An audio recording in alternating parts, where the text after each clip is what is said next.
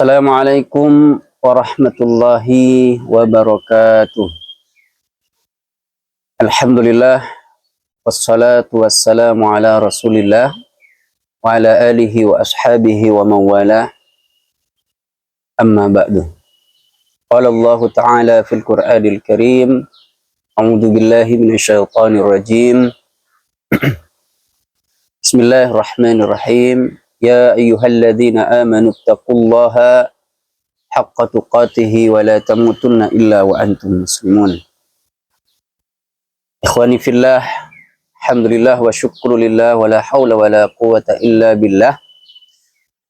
Kita disampaikan pada bulan Ramadan tahun 1447 Hijriah dengan sehat wal afiyah insyaallah. Ini bukti bahwasanya Allah masih menghendaki kita, masih meridai kita, dan memberikan kesempatan serta memberikan ampunannya kepada kita, sehingga kita masih berjumpa dengan Ramadan, bulan yang penuh berkah ini. Rasulullah Shallallahu Alaihi Wasallam pernah menyampaikan, as-salawatul khamsu wal jum'atu ilal jum'ati wa ramadanu ila ramadana mukaffiratun lima bainahunna. Dari salat ke salat, maksudnya 5 waktu. Kemudian Jumat ke Jumat dan Ramadan ke Ramadan adalah waktu yang diberikan kesempatan kepada hambanya sebagai mukaffirat, adalah untuk penghapus dosa di antara waktu tersebut. Mukaffiratun lima bainahunna. Jadi kita bersyukur kepada Allah Subhanahu wa Ta'ala, kita masih diberikan usia, kesempatan, kesehatan, sehingga kita bisa berjumpa kembali dengan bulan Ramadan yang penuh berkah ini. Tentunya kita mengetahui bersama dengan firman Allah, ayat Allah, wahyu Allah pada surat Al-Baqarah, mana Allah menyampaikan, ya ayyuhalladzina amanu kutiba alaikumus siyamu kama kutiba alal ladzina min qablikum la'allakum tattaqun. Wahai orang-orang yang beriman, diwajibkan kepada kalian berpuasa sebagaimana diwajibkan pula kepada orang-orang sebelum kalian, la'allakum tattaqun, agar kalian senantiasa menjadi orang yang bertakwa kepada Allah Subhanahu wa Ta'ala. Ikhwani fillah rahimakumullah, bentuk seruan Allah Subhanahu wa Ta'ala pada ayat ini ditunjukkan kepada orang-orang yang beriman kepada Allah Subhanahu wa Ta'ala. Ya ayyuhalladzina amanu, wahai orang-orang yang beriman. Yang Allah seru, yang Allah panggil adalah mereka yang beriman kepada Allah Subhanahu wa Ta'ala. Maksudnya pada ayat ini, Allah mengajak hambanya yang nyambung dengan Allah Subhanahu wa Ta'ala. Allah seru mereka. Dan Allah tidak seru dengan seruan kepada manusia secara umum, tetapi Allah seru hanya mereka yang beriman kepada Allah Subhanahu wa Ta'ala. Sehingga kaum muslimin rahimahumullah, jadikanlah kita menjadi hamba-hamba yang menyambung hati kita dengan Allah Subhanahu wa taala. Dan Allah Subhanahu wa taala menggambarkan hamba-hamba yang beriman, hamba-hamba yang nyambung dengan Allah Subhanahu wa taala pada surat Al-Anfal ayat kedua. Allah berfirman, innamal mu'minuna alladzina idza dzukirallahu wajilat qulubuhum wa idza tuliyat alaihim ayatuhu zadatuhum imanan wa ala rabbihim yatawakkalun alladzina yuqimuna as-salah wa mimma razaqnahum yunfiqun ulaika humul mu'minuna haqqan. Di dalam ayat ini Allah jelaskan tentang orang-orang yang mukmin, yang benar-benar orang mukmin. Allah katakan, innamal mu'minuna, sesungguhnya orang-orang mukmin itu orang-orang yang nyambung dengan Allah Subhanahu wa taala adalah idza dzukirallahu wajilat qulubuhum, apabila disebutkan nama Allah Subhanahu wa taala, wajilat qulubuhum, hatinya bergetar, hatinya nyambung dengan Allah Subhanahu wa taala.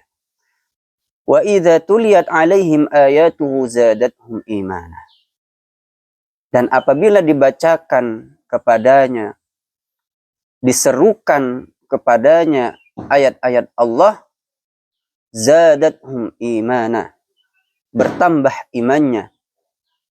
Wa ala rabbihim yatawakkalun, dan kepada Allah Subhanahu wa taala mereka bertawakal, berserah diri dan yakin kepada Allah Subhanahu wa taala. Alladzina yuqimuna as-salah, kemudian mereka orang yang nyambung dengan Allah Subhanahu wa taala adalah mendirikan salat, menegakkan salat. Wa mimma razaqnahum yunfiqun, kemudian mereka yang dengan rizkinya mereka menginfakkan di jalan Allah Subhanahu wa taala. Ulaika humul mu'minuna haqqan, dan mereka itulah sebenar-benarnya orang beriman kepada Allah Subhanahu wa taala. Mereka yang benar-benar nyambung hatinya, jiwanya dengan Rabb-nya. Maka ikhwani fillah rahimakumullah, mari kita sambungkan hati kita dengan Allah Subhanahu wa taala.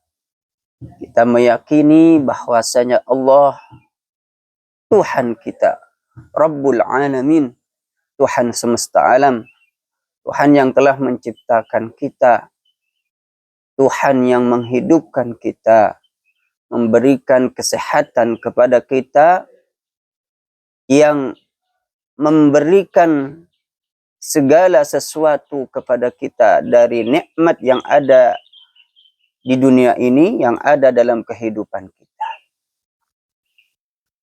Dan kita menyadari, menyambungkan diri kita bahwasanya kita ini milik Allah, kita ini dari Allah dan akan kembali kepada Allah Subhanahu wa taala. Inilah yang dimaksud orang-orang yang beriman, orang-orang yang nyambung dengan Allah Subhanahu wa taala.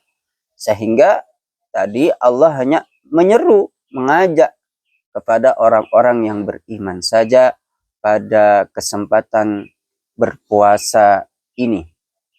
Dan tidak mungkin orang yang tidak nyambung dengan Allah Subhanahu wa taala akan menerima seruan ajakan Allah Subhanahu wa taala. Allah mengajak berpuasa. Dan tidak mungkin bagi orang yang tidak nyambung dengan Allah, mereka akan berpuasa.